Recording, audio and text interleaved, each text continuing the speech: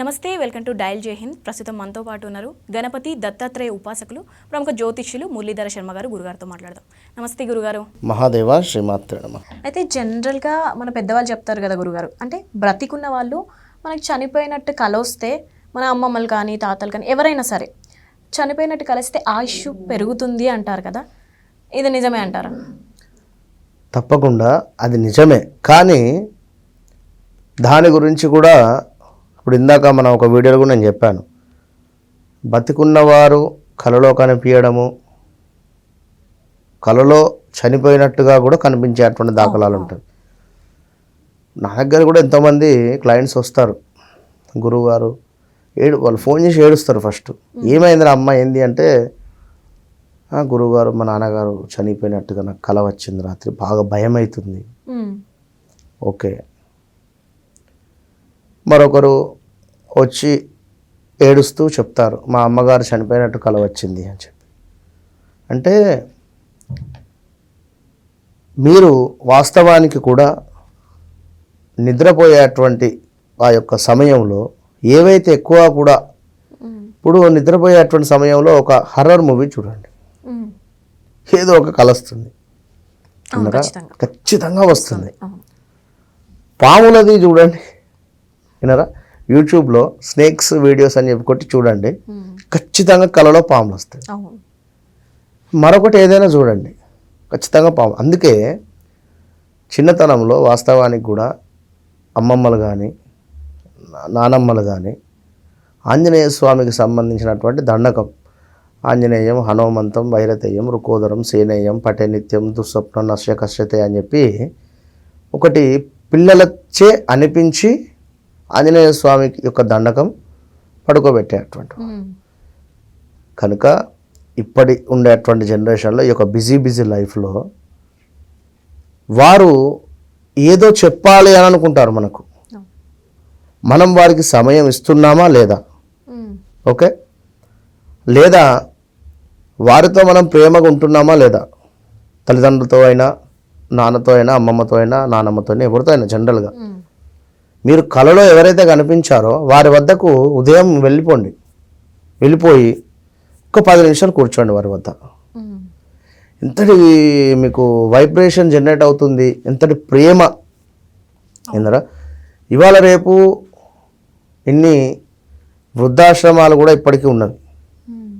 ఎవరి బిజుల్లో వాళ్ళు ఉంటే కన్న తల్లిదండ్రులను ఎక్కడన్నా కూడా విడిచిపెట్టి బతికేటువంటి పరిస్థితులు ఉన్నారు వీళ్ళు, ఉన్నారా. ఇక వారికి కలలో కనిపిస్తే మరి ఉదాహరణకు, కనుక తప్పకుండా బతికుండేటువంటి వారు మనకు చనిపోయినటువంటి విధంగా కలలో వస్తే తప్పకుండా వారి ఆయుష్ పెరుగుతుంది. కానీ విషయం ఏమిటంటే ఇక్కడ మీరు అర్థం చేసుకోవాల్సింది ఏంటిది అంటే, మీకు వారికైనా డిస్టర్బెన్స్ కానీ డిస్టెన్స్ ఉందా, వారు మీతో ఏదైనా చెప్పాలనుకుంటున్నారా, ఓకే, ఏదో విషయం ఉంది వారు చెప్పలేకపోతున్నారు, ఒకసారి ప్రేమగా వెళ్ళి కూర్చొని మాట్లాడండి. అది అమ్మనా అమ్మమ్మనా ఎవరైతే మీ కలలో అనిపించారో వారితో. అండ్ తెల్లవారి తప్పకుండా ఏదైనా ఒక దానం, వస్త్రదానమా, సాహిత్య దానమా, ఏదైనా కూడా తప్పకుండా కూడా దానం ఇచ్చేటువంటి ప్రయత్నం చేయండి. ఈ విధంగా కలలో కనిపించిన తర్వాత కొందరు చనిపోయినటువంటి వారు కూడా కలలో కనిపిస్తూ ఉంటారు, ఓకే. బతుకున్నవారు కలలో కనిపించడం వేరు, చనిపోయినటువంటి వారు కలలో కనిపించడం వేరు, విన్నరా. అలా కలలో కనిపించినా కూడా వారి కోరిక ఏదైతే ఉందో, నెరవేరలేదో, పలానా చిన్న కొడుకు వాడికి పెళ్లి కాలేదు, అయ్యో బాధ ఉండవచ్చు, లేదా పలానా పెద్ద అబ్బాయికి అప్పులు బాగా అయిపోయాయి, వాడు ఎట్లానో ఏమిటో ఆ సందర్భంలో మరణించారు కావచ్చును, మనస్సు వారి ఆత్మ అనేటువంటిది అక్కడే ఘోషిస్తూ ఉంటుంది ఖచ్చితంగా కూడా. ఆ సందర్భంలో మీరు చక్కగా సెటిల్ అయిపోవాలి, లేదా అది మీరు అర్థం చేసుకోగలగాలి, విన్నరా.